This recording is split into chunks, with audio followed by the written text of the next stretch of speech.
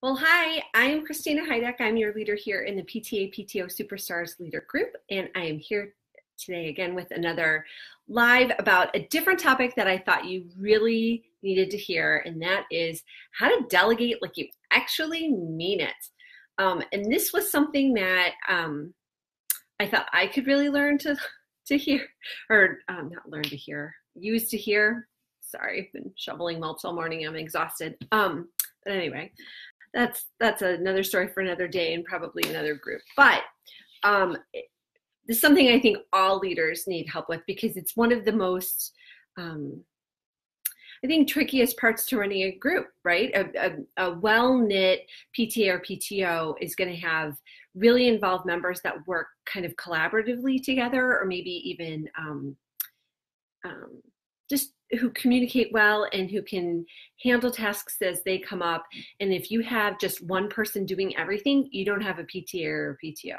You have one person doing it, and that is going to lead to so many problems down the road. So it's better to develop these skills right now so that you can save yourself some time and trouble going forward. So, and the reason that I wanted to time this live for right now is because we have so many brand new leaders in the group. So I wanted to welcome everybody that's new. If you are new to the group or new to the broadcast or the live, why don't you go ahead and just type in new so I can greet you.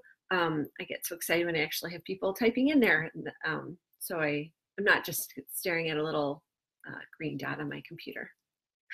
So anyway, and if you're returning, let me know that too. I like to see all of my people that are coming back and that I'm that I'm helping with something that's going to make you a better leader, because that is totally the whole point of this group. So without further ado, let me jump right on in.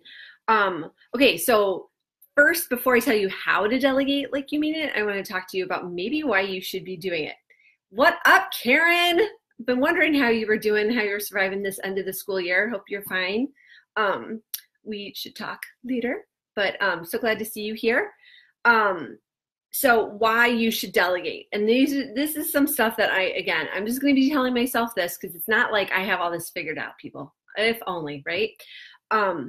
But the biggest reason is that it takes some responsibility, not ultimate accountability, but take some responsibility, some stress, and just take some things off of your plate, of like your to-do plate, right? So, and it really gives you more time to focus on your area of expertise. So the thing that you are like totally masterful at, it just gives you more time to focus in on that if you can delegate away other tasks that maybe are not so good at, or that you don't have time to fully devote your time and attention to. So that's what you get personally. Now, what you're giving back to the group is so much more than that. So if you're going to delegate to somebody in the group, there's just so many benefits of it. One, you're making that person feel really important, right? Because I don't know the last time you were asked to do something, but whenever I'm asked to serve on a committee or invited to be on a focus group for the superintendent, I always feel really kind of special. I'm like, oh, they really want my input because they value my input. They value me. And so that always makes me feel really good. So when you're delegating to somebody, that's the goodness that you're giving to that person too. So yay for that. And the other really important thing that you're doing is, how often have you heard someone say, I really just don't know what I'm doing. I don't want to take on a larger role, such as like president. Like, oh, I could never be president. And it's not that they don't have the skill, it's that they're lacking in the confidence. Well, when you delegate smaller tasks to people, you're helping to develop their confidence. You're showing them that, yes, this is just one part of my job. Let's say we're just going to take the president's example because I think it's the one position in the PTA that is like the overarching umbrella position that where you're technically in charge of picking up the slack when other people can't do it, or I guess you're just the buck stops with you. You're the woman sort of thing. So when some people say, oh, I could never do that job because it's just too big, or you make it look too easy, or I see how you're struggling. Well, when you're giving them a smaller part of a project and they're really successful with that, they're going to feel more confident in taking on larger roles and larger positions, so that maybe you delegate something to them and 2 years later they become president of the group, because they're like, you made me feel like I could take this on, and I had success in this with this delegation, and it was really good. And hey, Kimberly, thanks for joining us. And so and you're also teaching other people how to do things, because so much of the PTO land like activities are repetitive, right? I shouldn't say repetitive because it makes it seem like it's boring. It's not, but like there's a cycle to the whole year. So you have like the welcome back activities, and usually people do the fall fundraisers, and then there's like winter activities and on and on and on. But it's like the same stuff every year. And so sometimes it's the same problem that's coming up, and sometimes it's the same opportunities, depending on how you look at it. So one thing, and I totally have said this, these words have come out of my mouth, like, I would love to delegate this, but it would take me more time to explain it than it would do just to do it myself. Like, so I might as well do it myself. And so I did a little bit of research and a little reading in advance of today's live, because like I said, this is something I need to work on personally as a leader. And they listed that response, and I chuckled because I totally said it. And their response was like, well, yeah, it is going to take somebody else more time. And it's going to certainly take you more time to explain it, but hopefully that only happens once. So like, you're making that investment, and you're teaching someone how to do it, so then they can do it for, the next couple times, or they can teach somebody else how to do it. And that's how really strong PTAs and PTOs exist, because people understand the processes and like how to do things. So it's not reinventing the wheel every time. That is one of the benefits of having the cycle of the school year, because you know when to expect certain things. Like, you should be expecting a whole slew of new families in the fall, because people are moving into the area and people are moving up from other schools. Like, you should expect that. That should not be a surprise. So you need to be ready to take on that opportunity. And let me just look at my notes, because I said, yeah, I took like copious notes, and I had to rewrite my notes because I had so much that I wanted to share. And I was like, oh my gosh, I found so much good stuff. So let's see.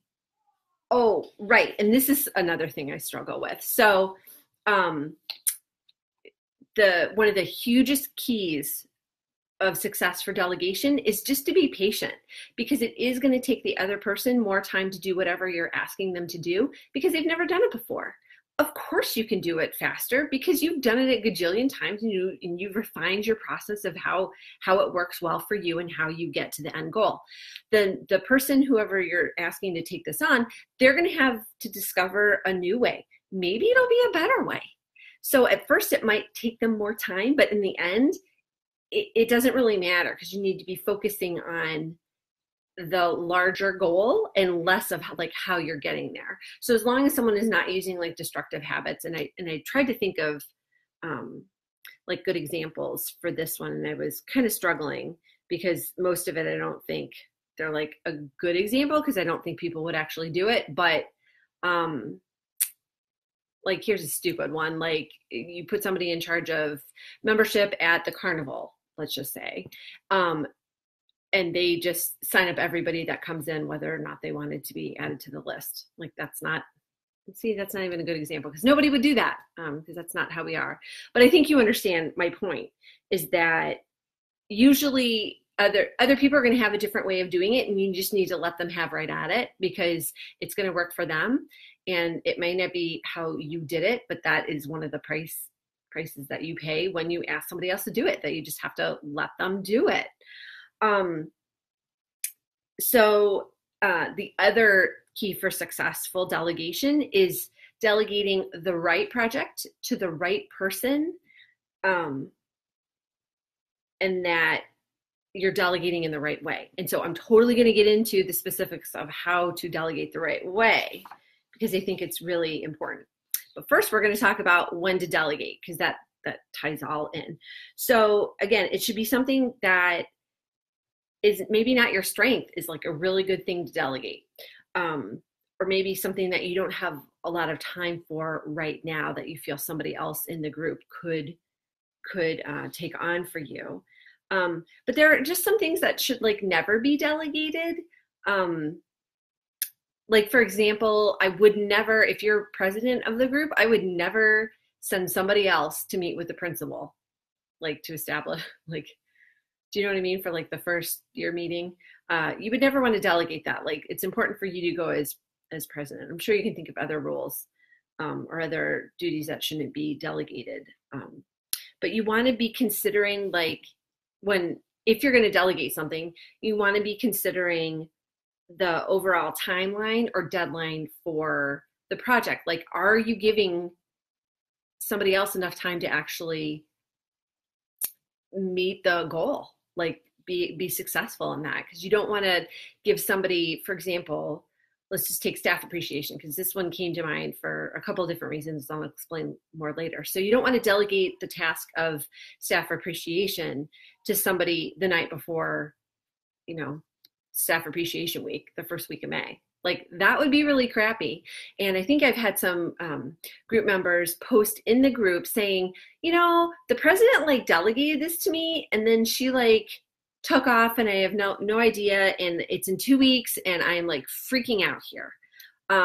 What a rotten place for the person who's been delegated to be in. So like, don't do that. Make sure that the person has like sufficient time. And then you also need to be clear on like, what is your expectation of the goal? Like if it, for example, if it is staff appreciation, like, are you expecting there to be lunch every day? Or that's maybe getting into the minutia, but like, are you expecting that there will be one meal and a gift for every teacher? Because that's what you guys have always done and the teachers kind of expect that. And so you can say, look, you can have whatever meal you want and whatever gift you want, but there needs to be a meal and a gift. Like you need to set those expectations. You can't just assume that they're going to pick up on some of that information, because especially if they're new to the group, they won't know that. But just be clear on that kind of stuff, on like the non-negotiables. Again, get that meal to them. It could be breakfast, it could be lunch. It doesn't matter that we've always had lunch in the past for staff appreciation. Surprise them with a breakfast. It's still a meal. It's still going to be appreciated, of course. And then when you're considering whether or not to delegate something, think about like, would it like be a total catastrophe for your group if the person who was in charge of the project like totally failed? Like maybe that's not something you want to delegate then. Maybe that's something you want to continue to take on as president and have a stronger hand in guiding. For example, like fundraising, because maybe I'm going to go back to the carnival example. For our PTA at the lower elementary, the carnival was part of the fundraising plan, but it wasn't like the primary fundraiser.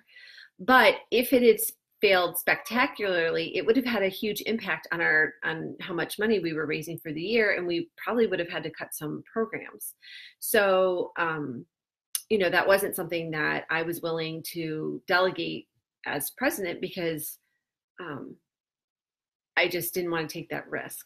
But did I delegate smaller parts of the carnival? Heck yeah, man, because that is the way to go. So if you can't delegate responsibility for the huge project, like find smaller sections. So I think one year I delegated, I said, I need to find somebody to be in charge of Cakewalk. And the delegation doesn't necessarily have to be called delegation. It's when I was reading all the different articles and thinking about how to present this to you guys, I was like, whoa, like delegation in PTO land is kind of just like a committee and having a committee head. So if you are finding that there is a repeated task or something that is going to be reoccurring, in your role as president that it's not your expertise or you don't have time for, like it meets all that criteria that we talked about before, like that's a good candidate to delegate to someone via a committee. So I did this very recently. I think I shared with you guys that I'm stepping into the role of president at an upper elementary school, and actually now, because I've already been installed.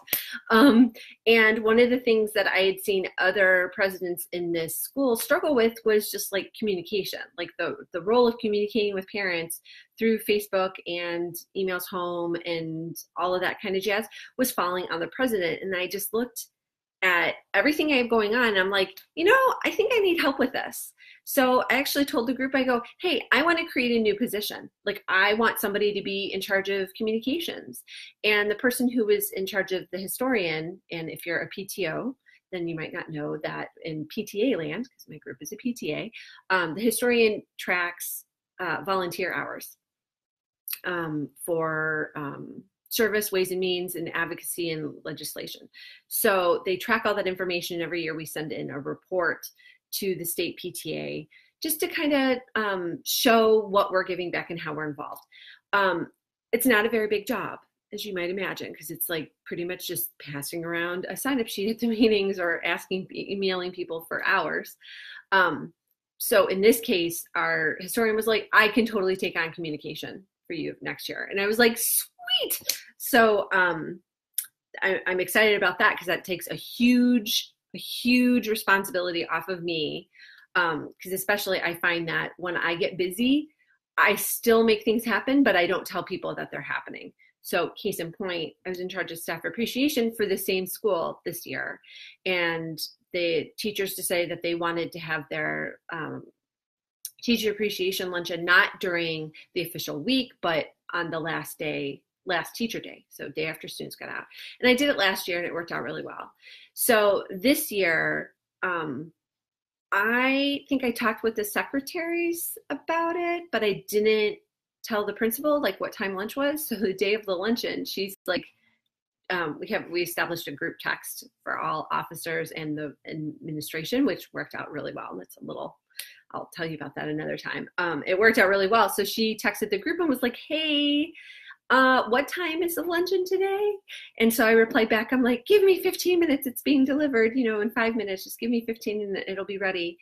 And then I saw her just a couple minutes later, maybe a half an hour later. And she's like, hey, so I didn't mean to be like, I didn't think that you could handle it, but I just wasn't quite sure who was in charge of it. And once I saw that it was you, I was cool. And I was like, oh no, that's Mrs. Murphy, that's totally fine. Like, I realized I've been so busy lately. I've just been getting things done, but not telling people about it. So I know that's a personal failing of mine. When I get busy, I just kind of make it happen, but I might forget to send an email saying lunch will be at noon or whatever the case may be. So just take that into consideration, that's a great thing to delegate. Okay, so who should you be delegating to? As I said before, this is a great opportunity to increase the confidence of newer members or members who just aren't like feeling it. I can think of several examples, but you'd have to know the people, of course, where they weren't even confident in their abilities to like join the group, but I just kept pestering them and just said, will you just come to the meeting? Just come to the meeting. Come to me. You don't have to sign up for anything. I'm not going to sign you up for anything. I won't volunteer you for anything, but come to the meeting and just check it out. Well, they came, and of course they got involved, and then she got super involved and always was like, thank you, Christina, for making me come. I wouldn't have come without the impetus of your invitation. So it was really awesome because we had an awesome volunteer out of that interaction. But you want to think about someone who's like maybe newer to the group or doesn't have a whole lot, and you can ask them, individually and privately is what I would do, not in front of a big group. But make sure that person has the capacity to take this on. Like if you know that the volunteer's husband or wife or whoever, this person is, so let's just say it's a woman that you're talking to.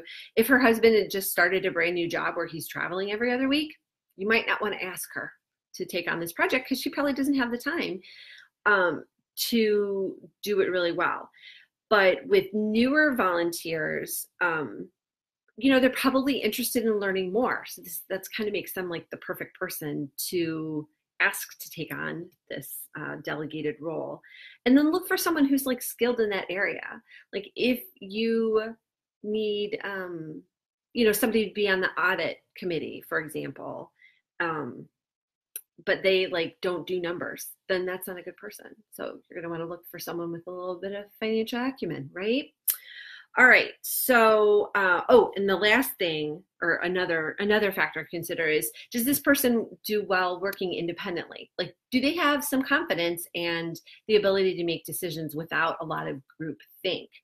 That's someone that is going to be able to take on the project. So, okay, how to delegate. Now we'll get into the nitty gritty. So the first thing is, and I alluded to this before, but you have to like clearly communicate the end result, the desired end result. Like you as the leader is the person who is delegating this task has to know what the end goal should be. So back to the staff appreciation luncheon. I think I mentioned this, but I was in charge of staff appreciation for not one building, but two. And at the junior high level, the president like didn't really check in with me because we have an established history. Like I've been a volunteer. I've never had a PTA year without Stephanie, and I love her so much because she's just such a fantastic person. But so we kind of have this understanding where she knows I can get it done and that I can make those decisions independently, and I don't need a lot of support and guidance, especially at this point. But it didn't stop her from checking in with me. And like she checked in with me about 2 or 3 weeks outside of the early May for the traditional or official staff appreciation time, and was like, hey, do you need help with anything? But she's really good at not micromanaging and she never ever focuses on the method. She is really good about focusing on the end result. So she just wanted to make sure that like the luncheon was planned. She didn't even ask me what my plans were, but then I just responded to her question of, hey, do you need any help? I said, no, I'm good. Here's what I'm doing. And I just kept her in the loop. I ran down, we're having a lunch on this day and blah, blah, blah, blah, blah. So that was really good. But when you're delegating something, especially if you're president, you just want to be really clear on boundaries for the person. Like if they are in charge of carnival or any kind of event where where a contract needs to be signed, they just need to know that they can't sign that contract. Because especially if you're a PTA, there are very strict rules about this. Like typically only the president has contract signing authority. So you can say, hey, once you get the game rentals for carnival, send me the contract so I can sign it, and then we'll send it back. Yeah, so just be really clear on that. And then know yourself that you can never delegate ultimate accountability. So like ultimately, you as the person who is delegating the task, it's on you. Like ultimately, it's on you whether this happens or not. The degree of success, that's on the person that you delegate to. And you want to make sure that you avoid taking back on a project that you've delegated. So a lot of times a problem will come up, and maybe it's just because the person that you've delegated the project to doesn't know everything. They're still learning, they're still developing their expertise in this area. So that maybe you just need to ask them like, well, what do you think? Like, don't give them the answer unless it's like super easy. Like if they're like, I have no idea about a DJ, because, for whatever reason, you can say, oh, this is who we've used in the past, and give them that information. But don't take it back on just because there's a problem, unless they are totally screwing it up, which you've selected the right person and you've selected the right project. So that should never happen to you, right?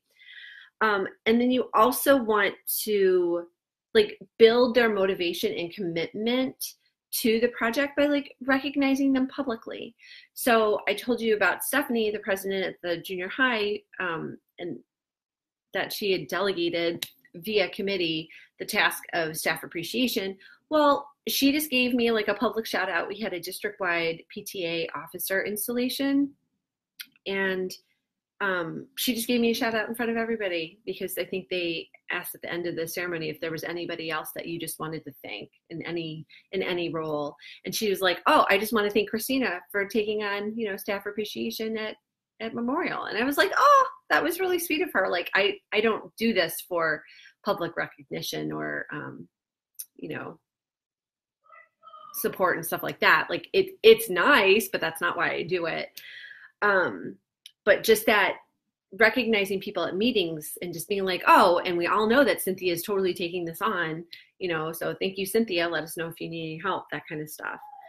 And then when you were talking about, I skipped over a point about the boundaries, make sure that the person knows like how often they should be communicating with you, like, and how, and this might take some work on your part, and it's going to depend on, it's very situational. So I didn't really have a good example that I thought that would work, only because it is so dependent on what you're delegating and the history of your group. But, definitely establish with them and get on the same page about like how often you want to hear from them. Like, should they be making decisions and letting you know immediately, or should they just check in with you every couple of weeks?